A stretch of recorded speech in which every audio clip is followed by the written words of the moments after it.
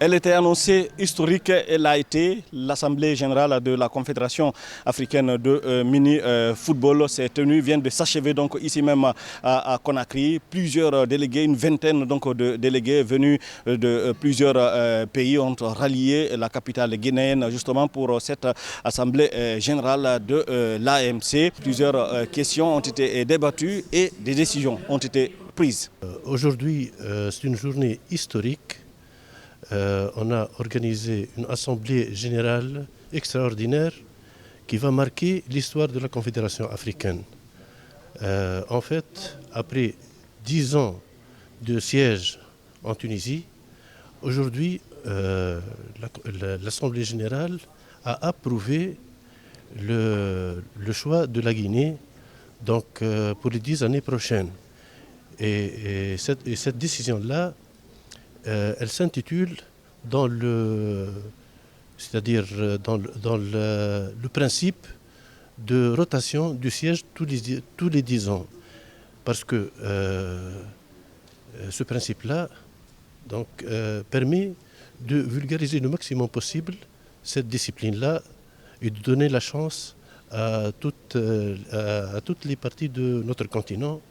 Vous l'aurez compris, donc l'une des décisions majeures de cette Assemblée générale, c'est bien sûr la désignation de la capitale guinéenne Conakry comme la capitale qui va abriter le siège de la Confédération africaine de mini-football pour les 10 prochaines années. Également au cours de cette Assemblée générale, certains articles dans le statut de la Confédération ont été révisés avant de passer à l'élection d'un nouveau bureau exécutif de la Confédération africaine de mini-football. Et justement, parlant donc de cette élection, il faut rappeler que Ben Achraf Salah, qui a été donc reconduit à la tête de la Confédération africaine de mini-football. Il faut surtout préciser que le Guinéen Oudoussi Diallo, président de la Fédération guinéenne de mini-football, a été élu premier vice-président de l'AMC.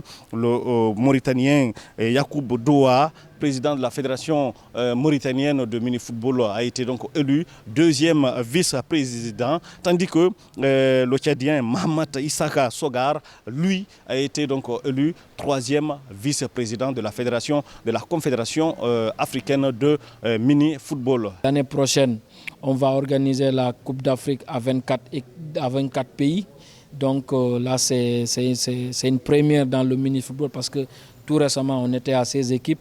Mais avec la Coupe d'Afrique en Guinée, ça va être en 24. Et aussi, en mois d'avril, la Guinée est invitée à participer à la Coupe d'Arabe qui doit se tenir en Dubaï à partir du 4 avril. Et aussi, la Guinée a qualifié pour la prochaine Coupe d'Afrique Coupe du monde du mini-football qui doit se jouer en 2027 en République de Tchèque. Vraiment, ça prouve que vraiment on pratique le sport, mais ce n'était pas structuré. Mais avec la volonté du gouvernement, la volonté de la fédération, on va se donner la main pour que la Guinée soit fière de leur équipe mini-football. Moi, l'objectif en tant que président de cette fédération, c'est quand on parle du mini-football, on va dire que c'est la Guinée.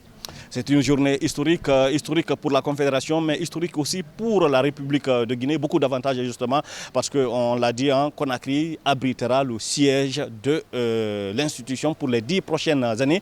Chaque 6 mois, il y aura une évaluation pour permettre justement à l'institution de savoir, en tout cas de connaître la performance des uns et des autres.